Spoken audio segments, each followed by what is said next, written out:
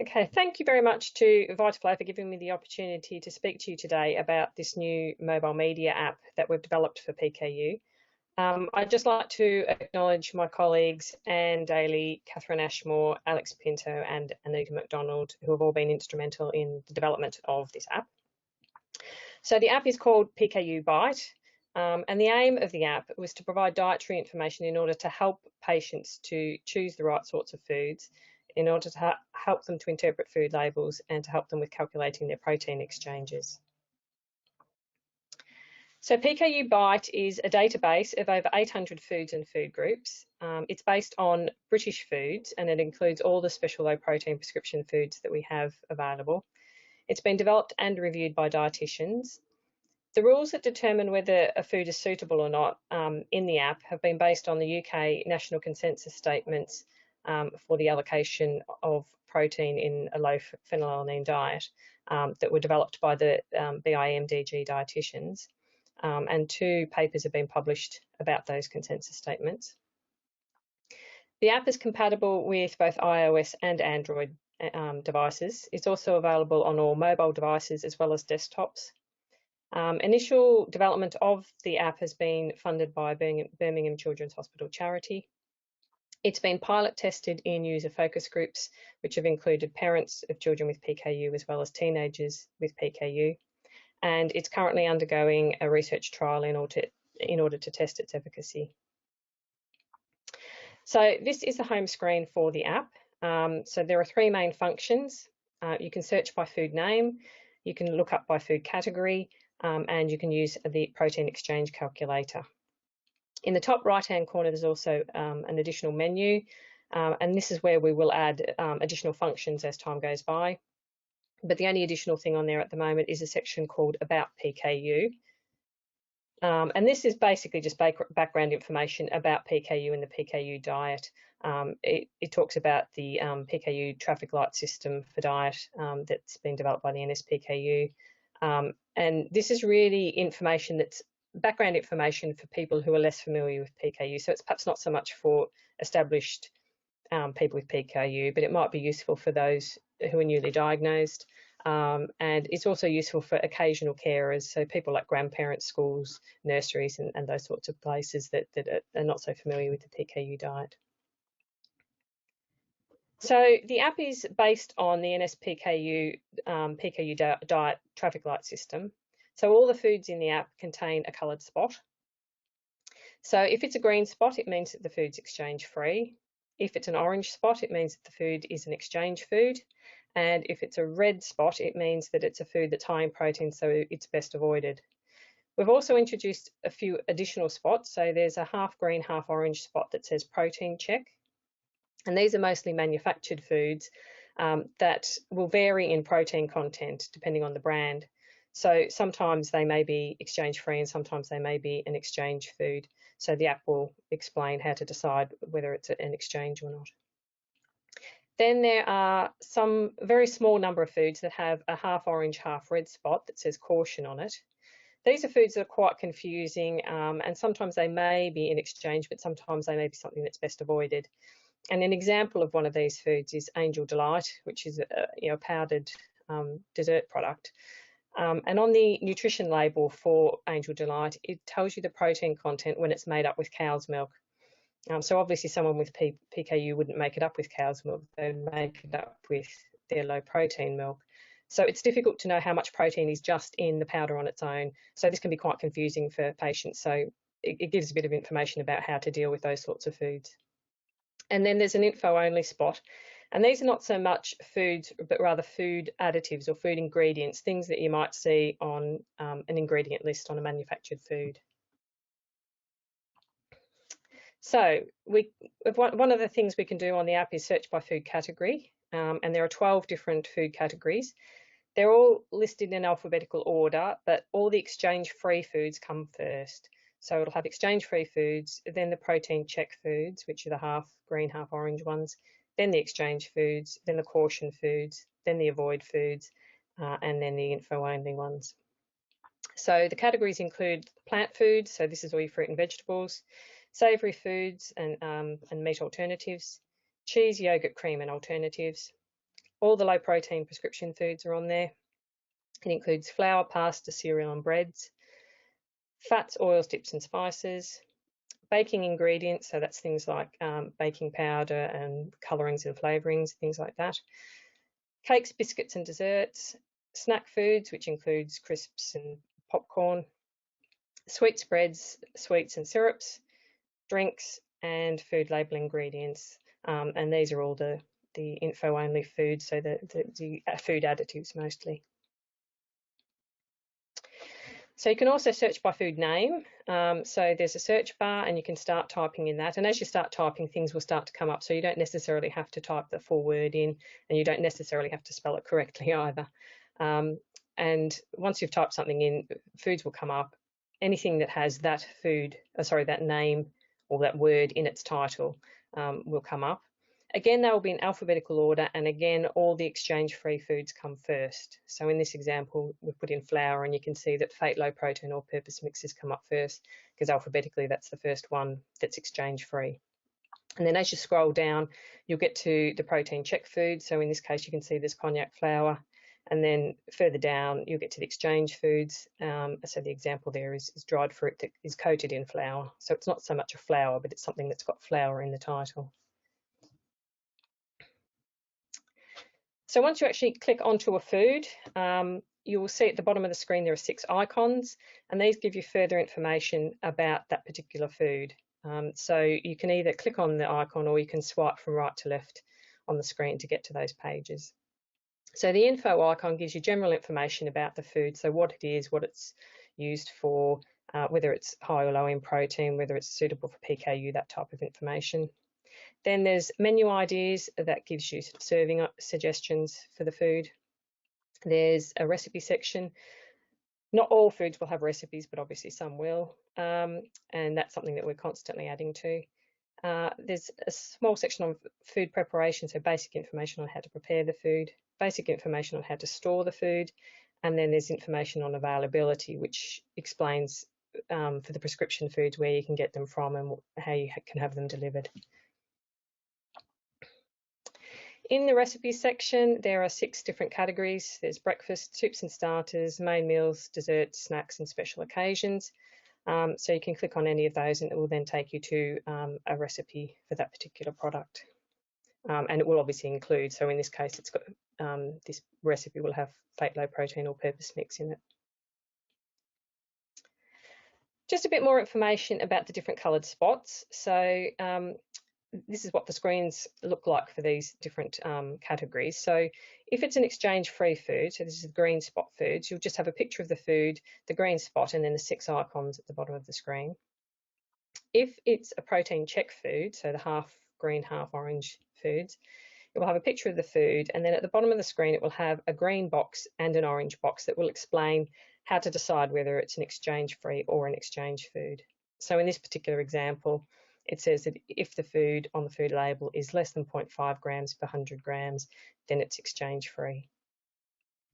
The exchange foods, there's 2 different presentations on the app. So there are foods for which we know the protein or phenylalanine content, so things like boiled potato. And so these will actually have a number of grams for one exchange. So in this case, it says that 80 grams of boiled potato is one exchange. For other foods like potato waffles, different brands will contain different amounts of protein. So it will have an orange box that just explains that you need to go to the food label to look for the number of grams per 100 grams of protein and then use the calculator to calculate the number of exchanges. The red foods, so this is the avoid foods, will have a picture, the red spot, and then a big red box that says avoid high in protein. It also generally has a blue more choices box at the bottom, which I'll talk about in a minute. And then the info-only foods, these don't have all 6 icons at the bottom. As I said, these are mostly food additives or food ingredients that you would see on a food label. So they're not necessarily things you buy in the supermarket. So there's no storage or preparation information. There's just the information icon to explain what it is, what it's used for, and whether it's suitable for PKU or not. The red foods also only have the info icon. They don't have all the others because these are foods that we're not really wanting to encourage people with PKU to consume, although there will be some people who can consume them if they're on a high number of exchanges. Okay, so this more choices box, this is seen on foods that are exchange foods or foods that are protein check foods, so foods that might be in exchange. And basically what it does is it takes the user to an alternative food that is exchange free. So in this particular example, it's showing meat replacements like vegetarian burgers or sausages, which generally speaking will be in exchange. And if you click on more choices, it will take you to the low protein burgers and sausages, which are exchange free. So it's just a way of allowing people to find exchange free alternatives to something that they're looking at. Also, whilst you're in the search by food name, at the end of the search bar, there's a little filter icon.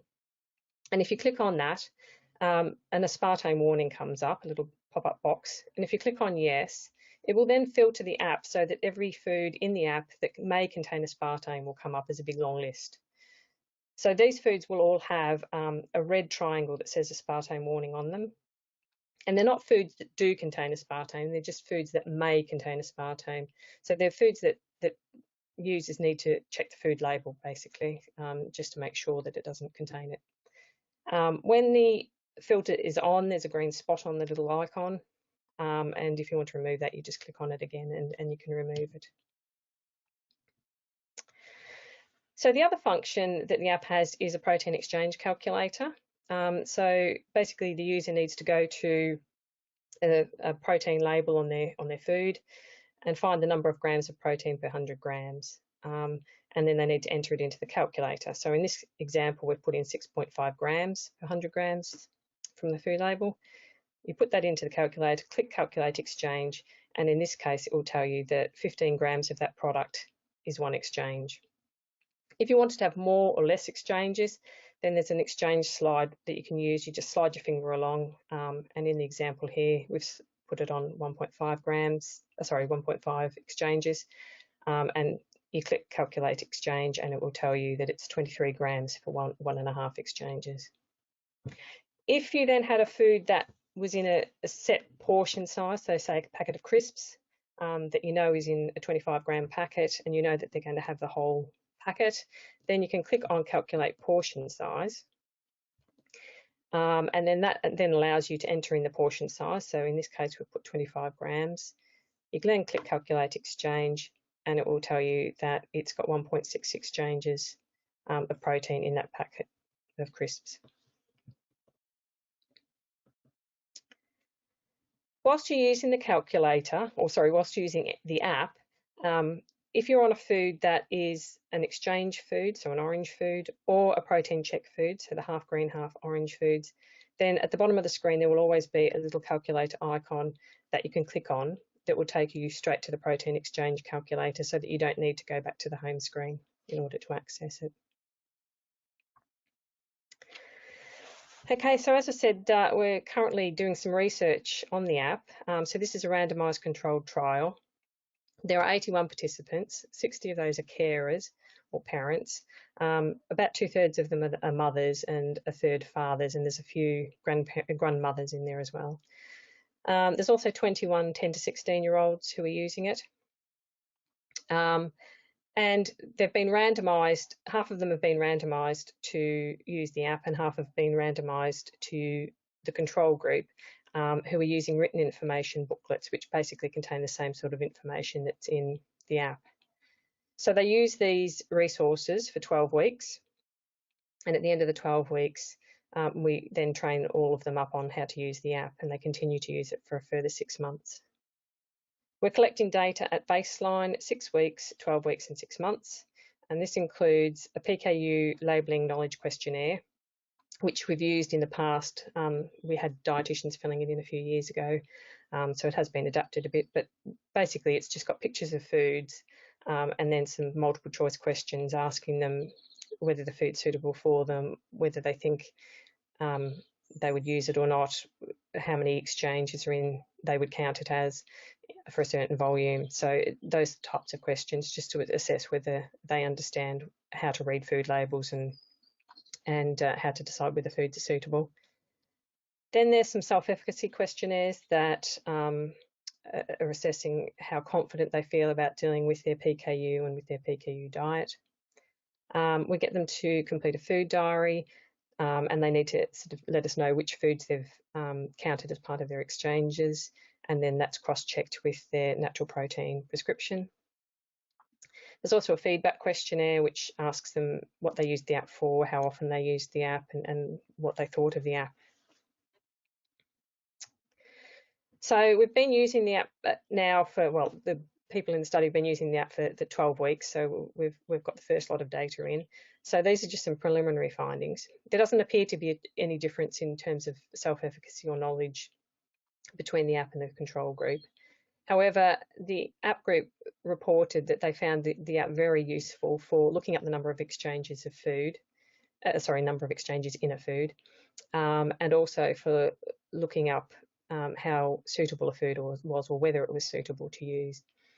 They also reported that it was quite a good tool for quick and easy access to information. So rather than having to look around for their written information and not knowing where it is, or trying to get hold of the dietitian, they said that they found it something that's quite good just as a quick way of finding some information, because it's always to hand. Also, some of the preliminary findings suggested that the app may be better for younger or newer patients, which is not really surprising, I guess. Those who are less familiar with the PKU diet and less familiar with the different foods and whether they're suitable for PKU and how many exchanges are in them. Teenagers tend to be, well, they self-report that they're more set in their ways and they don't tend to vary their diet. So they know how many grams of protein are in the foods that they eat, and they tend to eat the same thing most of the time. And the other thing that's sort of come out just in feedback from all the patients is that the app can't replace dietetic advice, and it can't replace some of the other resources that are out there. Things like Twitter, for example, are very useful because they have brand-specific information, and that's the sort of information that some people find really useful. So the app, I don't think, can replace what we have now, but I think it's a very useful adjunct to existing resources, and it's something that patients report that they're finding very useful to have. So in terms of our future plans for the app, we do want to add some additional functions to it. We've had lots of feedback from the research that we've done. The people participating in the research, both the carers and the teenagers, have given us lots of feedback. And one of the things that they did say they would like is an exchange tracker, so somewhere where they could record the number of exchanges that they're having each day. And then obviously for people with infants, the parents could then record the formula, so we could have a formula tracker as well, where they can record sort of the frequency and the volume of both standard infant formula and fee-free formula that they're having, as well as breastfeeds. And that information would then be quite useful to feed back to the dietitian in clinic. The other thing we would like to add, and again this was feedback from people using the app, is a food label scanner. The information in the app is not brand specific, mainly because there's just so many brands out there and they're coming on and off the market all the time that it would be impossible to keep it up to date. So the information is fairly broad and fairly non-brand specific. There are some brands in there. And people were sort of talking about perhaps having a barcode scanner. Now, we had a problem or a couple of problems with the barcode scanner. Firstly, it's very expensive. And as I said, foods are coming on and off the market all the time. So trying to keep the information up to date is expensive and time consuming. And the other problem with a food barcode reader is that people could go into the supermarket, pick up a product, scan it, and it will tell them how many exchanges they can have for that particular product. But it doesn't explain to them whether that food's suitable or not. And this is one of the main aims of the app, is to determine food suitability. So when you're only on 3 or 4 grams of protein a day, of natural protein a day, you don't necessarily want to be choosing some foods. So for example, a lot of the high protein foods, meat foods, they'd only be able to have a tablespoon. So it's not good use of their exchanges. So barcode readers have the danger of just being used without any of the background information about food suitability. So what we're planning with the food label scanner is to be able to scan the nutrition information. It will actually pick out from that the number of grams of protein per 100 grams, and it will then calculate the number of exchanges in whatever volume they want. and hopefully that will then link back to the rest of the app, so in terms of deciding whether the food is suitable. So they're all things that people have asked for during the study, so they're things that we're really keen to add to the app and to develop further. Hopefully the app will be on the App Store and Google Play anytime now. We're also in the process of having approval for it to go onto the nhs.uk website, so it would be under the PKU section. And this would obviously give it a lot more visibility and a lot more credibility. It has to go through quite a rigorous process. It's scrutinised by medical experts who check it for clinical safety standards and data protection and security standards, and just check, its accessibility and usability. So it undergoes quite a lengthy process to be approved. So hopefully that will be something that comes in the not too distant future as well. So currently we're looking at funding applications because we obviously need money to do these additional developments on the app. So that's kind of where we're at the moment, is looking for some more money, really. And that's it then. Thank you very much.